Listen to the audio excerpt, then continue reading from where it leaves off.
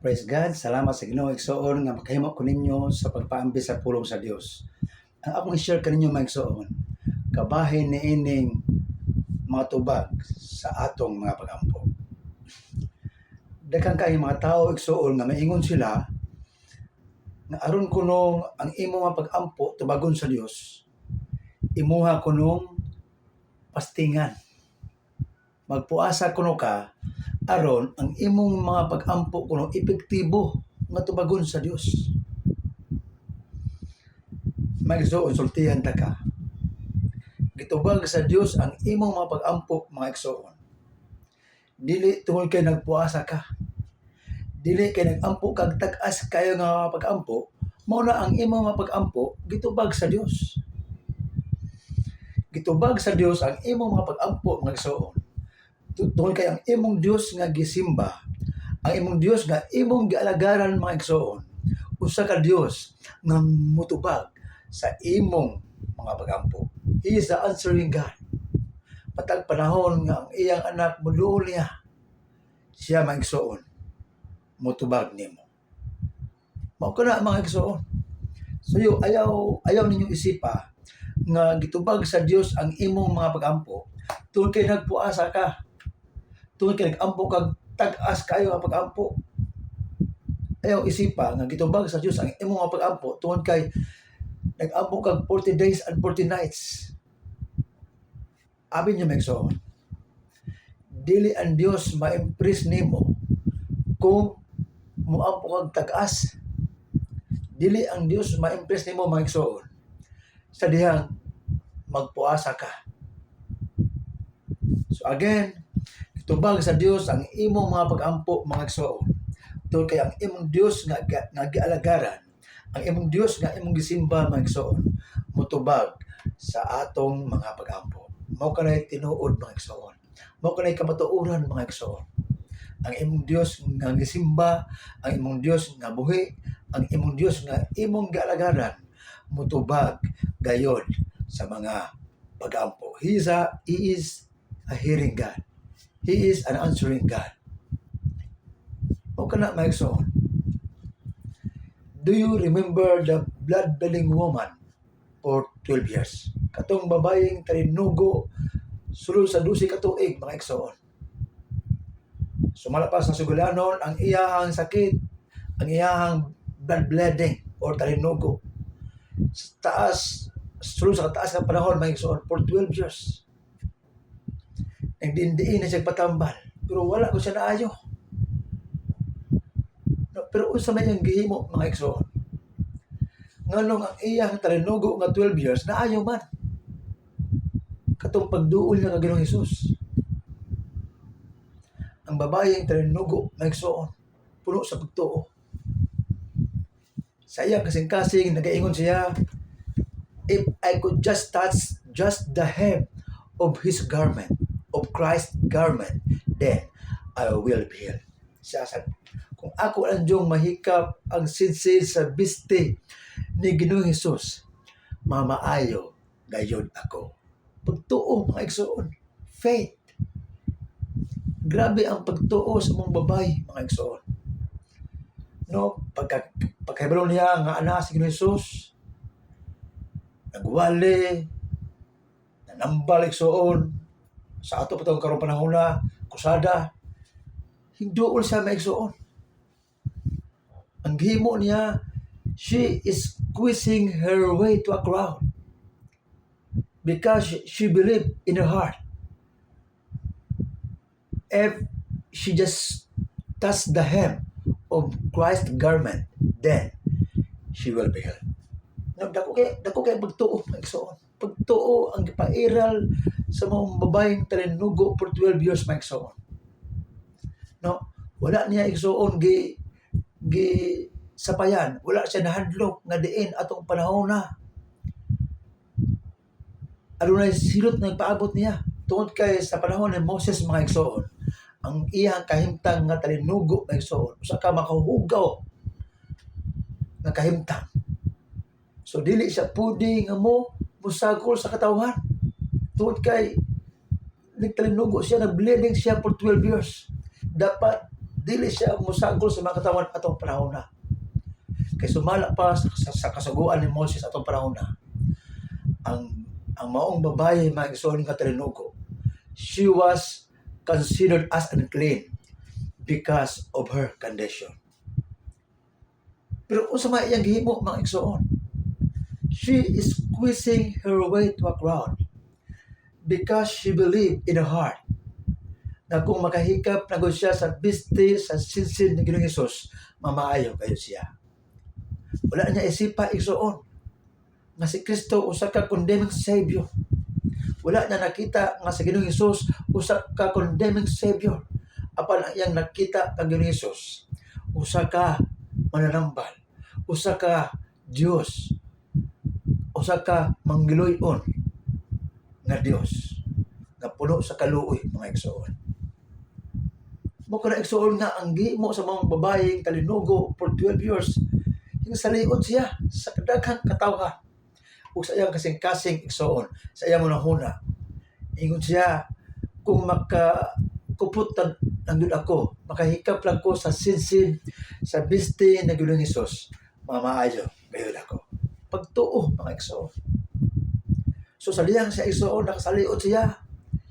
Yang gihikap igsoon ang sinsin sa biste ni Ginoong Hesus. Ug usa may nahitabo mga igsoon. Sa diyang nahikap niya ang sinsin sa biste ni Ginoong Hesus, nakabantay si Ginoong Hesus mga igsoon. Tungod kay adunay gahom nga hinggawas gikan sa iyang lawas.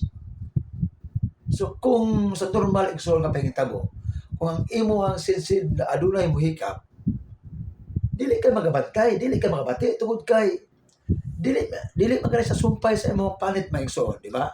Ang imong sinsin sa biste o imong panit, di naman sila sumpay.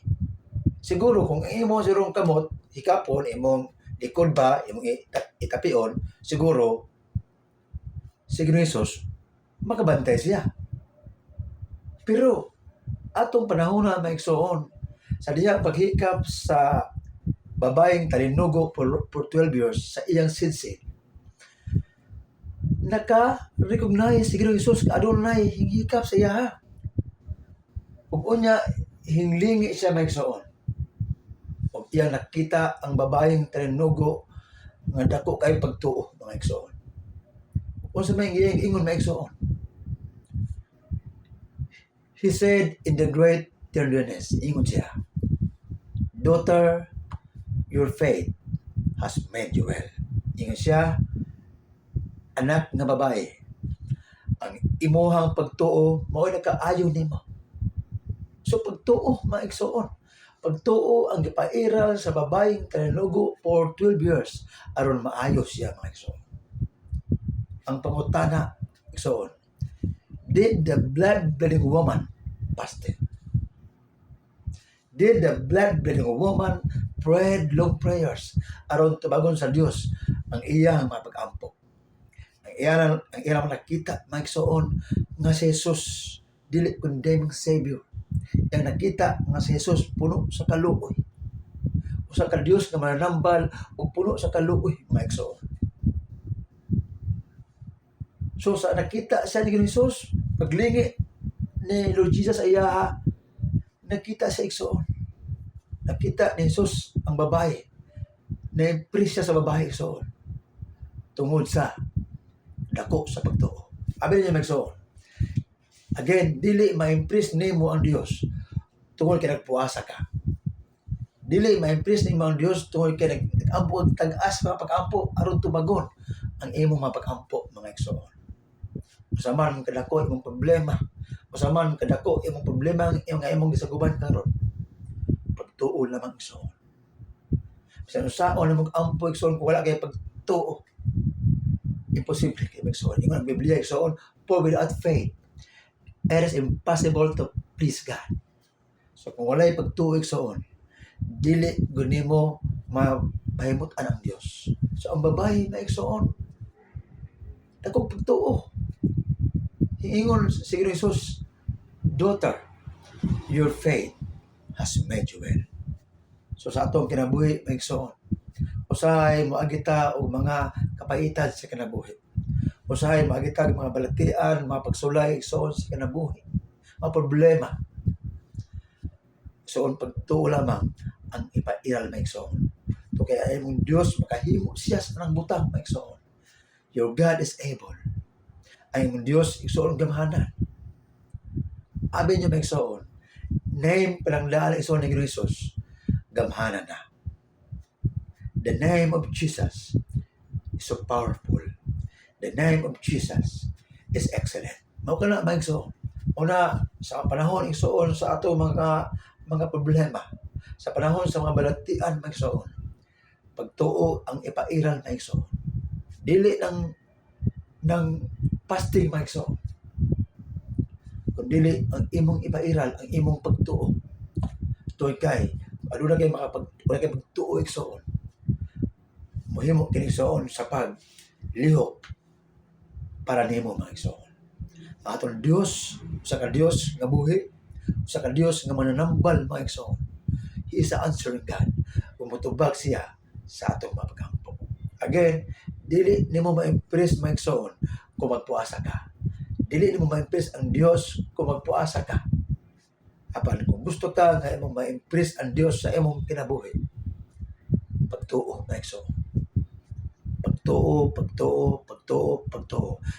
Because faith can move mountains. Kung sa may mga bukid igsoon sa problema nga imong gisaguman karon, pagtuo lamang ang katapat anak maigsoon. Masulbad ang tanan. Nang aton Dios igsoon, Dios sa mga milagro, Dios sa panalangin, Dios sa kaayuhan mga igsoon. Ang aton Dios nga gamhanan. O walay butang nga dili niya mahimo. Nabi, iba matod pa sa kanta sa mga bata maigsoon, sila stop, ang Dios dako, kusgan o gamhanan, walay butang nga dili niya mahimo. Ang importante maigsoon sa at kita igsoon. Kita may problema. Pagtuo lamang ang atong ipairal igsoon. Sa diyan maabot kanato igsoon ang mga dagko nga problema sa kinabuhi. Then pagtuo lamang nato sa Dios nga makahimo siya sa tanang butang. Mahimo niya igsoon ang mga butang igsoon nga sa imong magpagpangabas igsoon di mo makaya. Ingon ang pulong po with God, nothing shall be impossible. Diya sa atong Dios mga igsoon, walay butang nga dili mahimo. Matod pa sa kanta mga igsoon, kasaligan ug dili siya mapukan. Kay Dios siya gagamhanan. Kanunay anaa sa bisan asang napita, kay kanato nagaubad siya. Dios na kasaligan. No, so may purpose igsoon sa imong pagpangalaga sa Ginoo. Kapag abot sa mga pagsulay sa kinabuhi, pag abot sa problema, dili makabusalig sa Dios. Again, panahon sa mga problema sa kinabuhi igsoon, panahon igsoon sa unsa may mga pasulay nga maabot sa kinabuhi igsoon, pagtuo lamang. Pagtuo lamang kung nahimo niya pagpas-an ang sala sa kalibutan mga igsoon. Kana pa kay imong problema igsoon, gamay ra kay na. Ang imong Dios buhi, ang imong Dios matunud-anon ug diha lamang kaniya igsoon ana ang patubag sa mga pagampo. Subon ko igsoon, pagtuo lamang igsoon ang ipairan sama sa babayeng talinog for 12 years. Yun siya, if I just touch the hem of Christ's garment, then I will be healed. So mo ka na igsoon. Salamat sa Ginoo igsoon nga diin ang iyang pagka-Dios igsoon, ang iyang pagagamhanan igsoon, wala ka na pinatuman. Salamat sa Ginoo sa tanan igsoon nga itong mga problema, sa tanan mga kabuk-at igsoon nga ito ang gipas-an sa kinabuhi igsoon.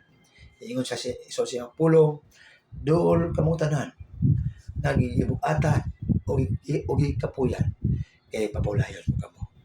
So, panahon sa mga problema, panahon sa mga pagsulay igsoon, pagtuo lamang ang ipairal na igsoon. Kaya diya sa atong buhit ng Dios igsoon, walay butang na dili mahimo. Dalay ko ng Dios. So, walay katapusan. Hallelujah.